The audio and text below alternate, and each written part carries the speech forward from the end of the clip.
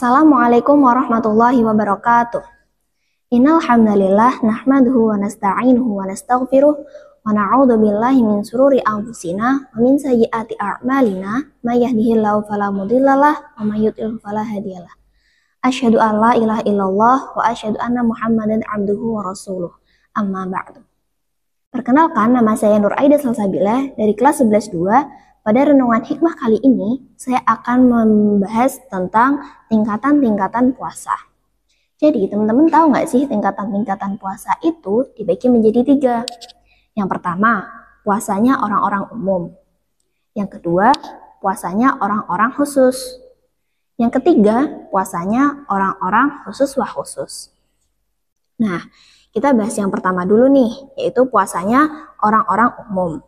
Yang mana cirinya puasanya orang-orang umum yaitu ia hanya menahan lapar dan dahaga dari pagi hingga sore. Jadi dia saat puasa Ramadan itu dia emang menahan lapar, emang menahan rasa lapar dan dahaga dari pagi hingga sore. Namun ia tidak menjaga hawa nafsu lainnya. Ia tetap melakukan hal-hal buruk, hal-hal yang dibenci oleh Allah pada saat bulan Ramadan.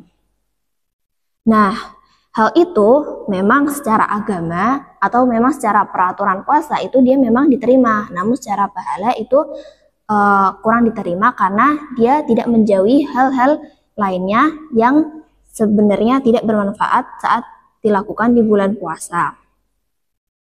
Nah, kemudian kita bahas yang kedua nih, yaitu puasanya orang-orang khusus.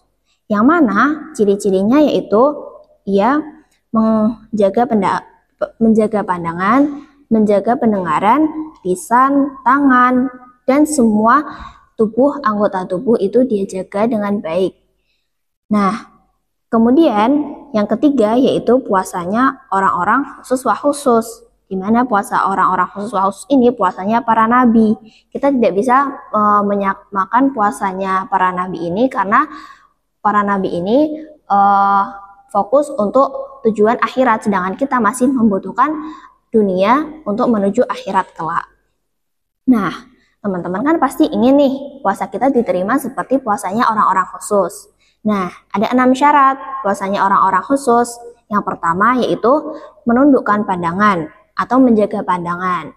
Jadi ketika teman-teman lagi free nih, misal pas Ramadan, lagi di rumah, lagi bingung ngapain.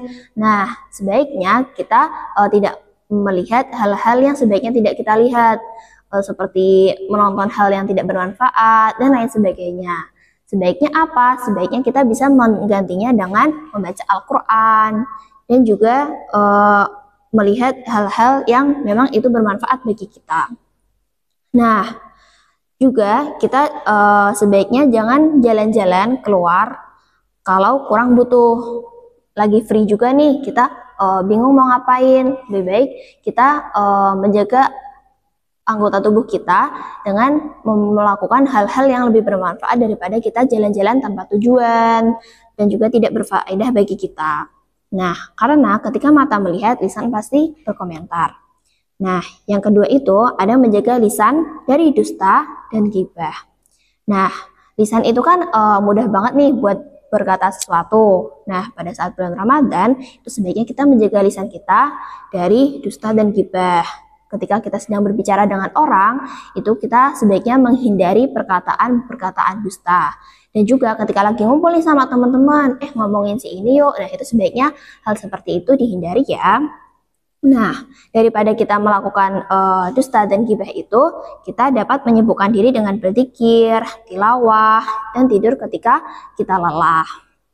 Nah, kemudian yang ketiga yaitu ada menahan pendengaran dari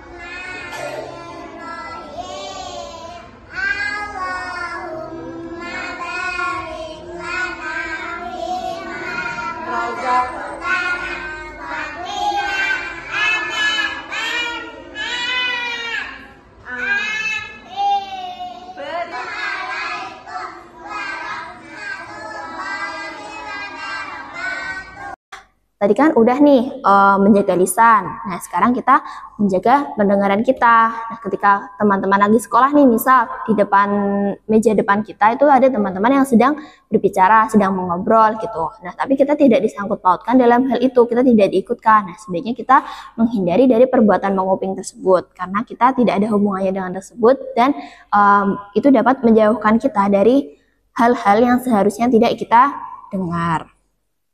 Nah, kemudian yang keempat itu ada menahan bagian-bagian tubuh dari dosa-dosa.